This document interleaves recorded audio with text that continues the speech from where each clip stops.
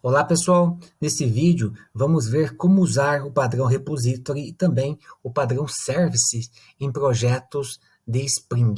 Então o que é o repository? O repository basicamente ele substitui o DAO, né? O DAO a gente está acostumado nos nossos projetos aí de Java Web, principalmente com o uso no uso com o Servlet, aonde o DAO oferecia um conjunto de métodos para realizar operações no banco de dados, como seleção, persistência, atualizações, né?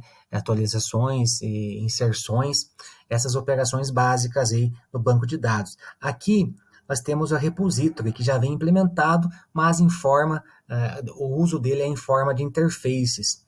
Então, para utilizar o repository, ou você anota uma interface com a repository, ou então você estende uma das interfaces ofertadas com um conjunto de métodos diferentes, né, para serem implementadas.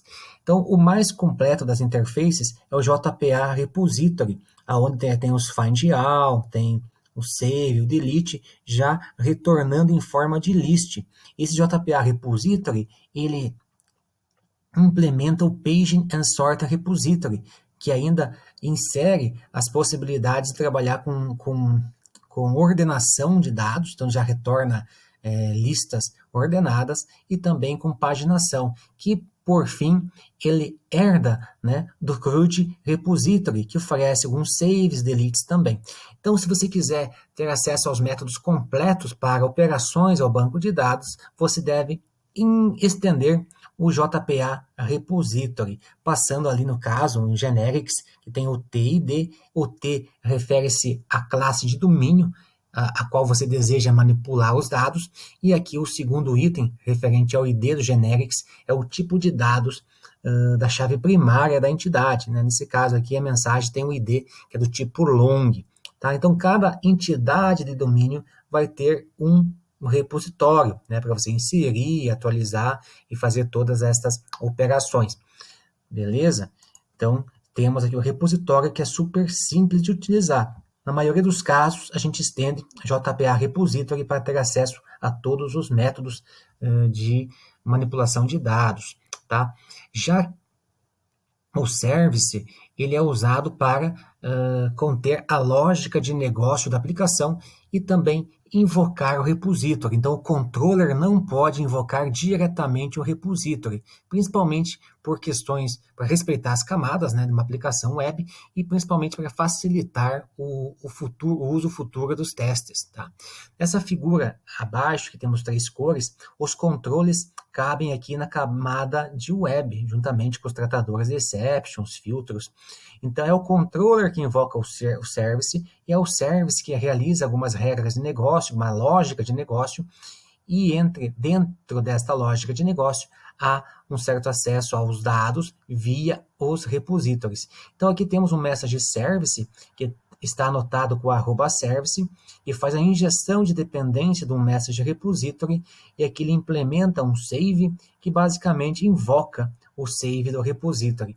Só que esse save do service poderia ser um pouco mais verboso, né? Poderia ter outras preocupações, outras interações ali, validações, algo a mais, além da simples chamada ao repository. Mas mesmo nesse caso, mais simples possível, ainda é necessário esse envolvimento do service para invocar o repository. Então, essa camada adicional é super importante.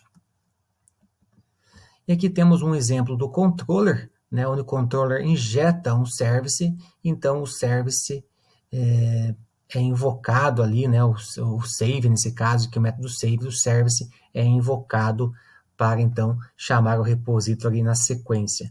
No projeto Hello Spring, nós temos essas três entidades, aqui o controller, que faz a persistência pelo método post, né, onde o post chama aqui o message service, que foi injetado ali no início com o auto-wired, então não precisou chamar o new, o construtor dele, né, foi feito dessa forma. Tem aqui o find all também do service.